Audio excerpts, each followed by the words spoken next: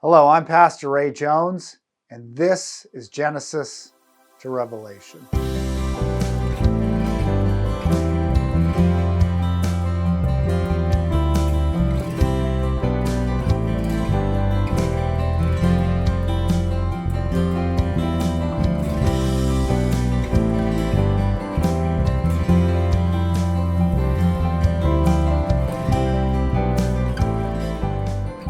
So today I will discuss two books of the Torah, Leviticus and Numbers.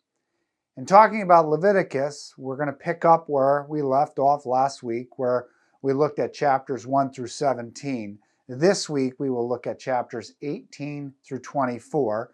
We will not look at chapters 25 through 27 as we had looked at them in a previous episode, episode 6. As a result, in the course of just 8 weeks, you will have read and we will have discussed 4 Old Testament books in their entirety: Genesis, Exodus, Leviticus, and Job. So this means that you have read just under 16% of the Bible so far.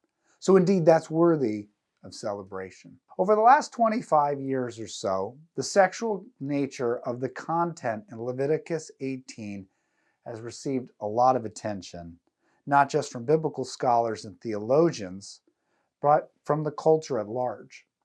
And one verse in particular has garnered the most attention and generated the most heat, and that is Leviticus 18:22, which states, "Do not lie with a man as one lies with a woman.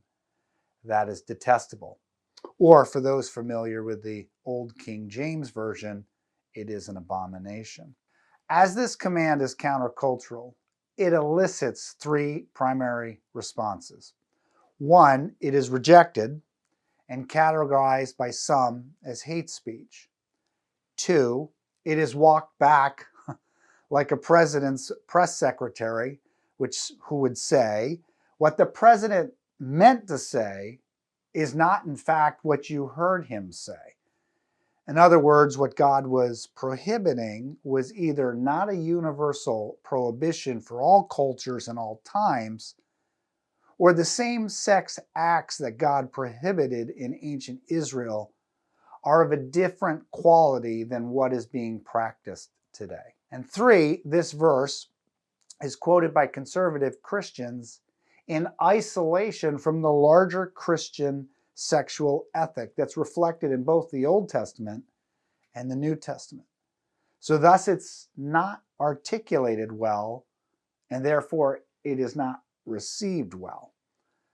So while this subject warrants a much longer and thoughtful conversation than this episode allows for, I will have to limit our discussion to the points I believe are most worthy of consideration.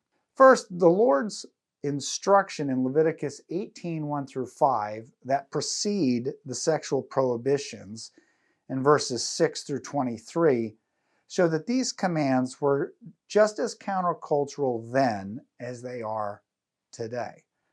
Thus, God calls the Israelites to live by a different sexual ethic than that of their Egyptian and Canaanite neighbors. Second, Moses has already laid out the sexual norm in the first chapters of Genesis, that being that sexual activity was exclusively designed by God for the safety of marriage between one man and one woman. And what follows in Genesis, we see the problems that come with deviations from this norm, that being polygamy, incest, and homosexual activity. Moses makes what's implicit in Genesis explicit in Leviticus 18 and chapter 20. Therefore, we find clear and strong boundaries for sexual behavior, what will distinguish God's people from their surrounding culture. And third, the sexual ethic is comprehensive and cohesive. Therefore, the controversial prohibitions are intrinsically tied to the non-controversial ones. As a result, the laws protecting women and children from incest precede the prohibitions against same-sex liaisons and bestiality. Those troubled by the prohibition of same-sex activity largely embrace the prohibition against bestiality, as it would constitute animal abuse in the terms of our culture today. And though pedophilia is not explicitly mentioned in Leviticus 18, most people today still see it as reprehensible. But we must ask why. On what basis would one argue that pedophilia is wrong? Well, this is where the weakness of an ad hoc approach to sexual ethics is exposed, because our societal taboo against pedophilia is based on the comprehensive, and I'd argue consistent, Judeo-Christian sexual ethic. Thus, the current societal taboo of pedophilia will eventually evaporate over time as the permissive and progressive sexual ethic becomes the more accepted norm in our culture. Fourth, the prohibition against child sacrifice to the god Molech immediately precedes the prohibition against homosexual activity in Leviticus 18. Now, scholars debate the motivations for parents sacrificing their children to the god Molech. The two main, most plausible explanations seem to be that it represents participation in a fertility cult, or it's an act of some form of ancestor worship.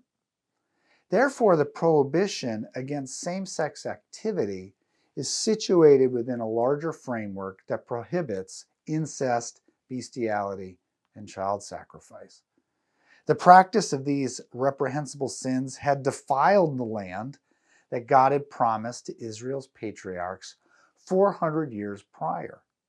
Therefore, the Lord uses this vivid imagery to describe how he will purify the land so that he can dwell in Canaan with his holy people. The land itself will vomit out the Canaanites to make a way for the Israelites. Fifth, it would seem that the prohibition against a man sleeping with another man as he would with a woman is singled out as an abomination because it is contrary to nature. The male and female anatomy are self-evidently complementary in design. Ask any plumber. Fittings are labeled male or female for a reason. Thus, the law of Moses forbids same-sex acts because they do not conform to God's design and the binary nature of sexuality that he calls Israel to adhere to. 6.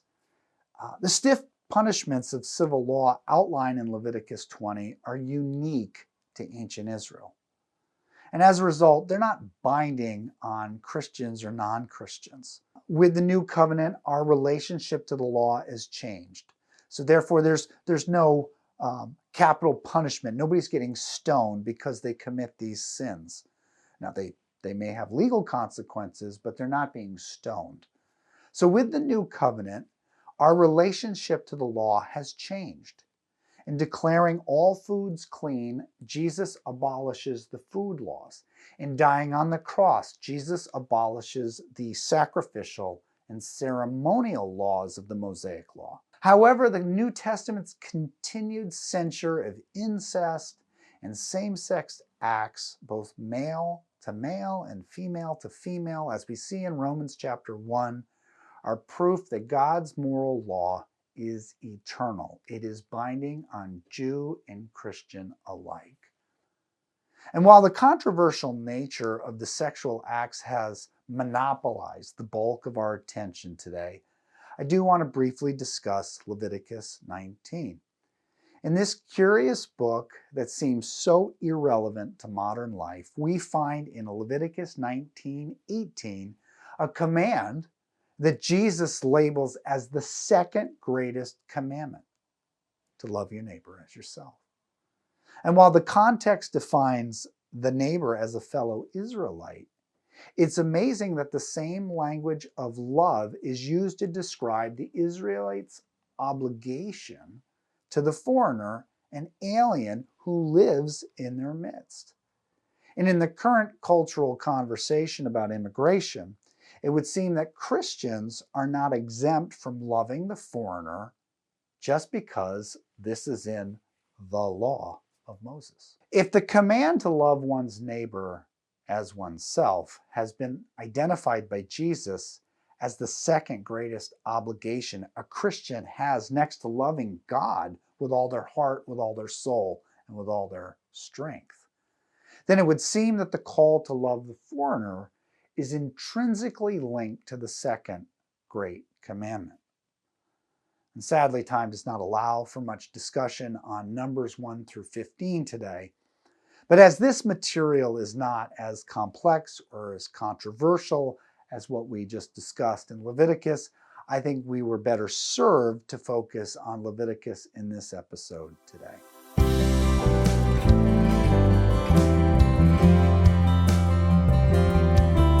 However, I do want to point out a few things about the book of Numbers. Well, for one, the book's title is misleading. While there are a few censuses in the book, Numbers are not the focus of this book. Rather, Numbers records the Israelites' faithlessness and rebellion in the wilderness. And thus, the bulk of the material in this book recounts their failures in the desert. Second, as we've already discussed the jealous husband test in Numbers 5 in episode 6, I'm not going to go into great detail here. However, in comparison to Hammurabi's code, the accused wife was tossed into the river to establish her guilt or innocence. Drowning signaled guilt and swimming, innocence. In comparison, the Israelite test is much more humane, and it presumes the wife's innocence in comparison to a contemporaneous ancient law code. And third, while the law of Moses certainly reflects an ancient Near Eastern patriarchal culture, it's significant that in Numbers 6, both men and women alike can take the Nazirite vow. Unlike the priesthood, which is exclusively male, women are welcome to dedicate their lives completely to God among the people of Israel. Read in this light, the Mosaic law affords women greater dignity and rights than Israel's surrounding culture. On that note, this brings episode 8 to a close. I commend you on your journey through God's Word. So may you be blessed as you read God's Word and grow, not just in your understanding of it, but in your desire to implement the Bible's principles into your daily life. May God bless you.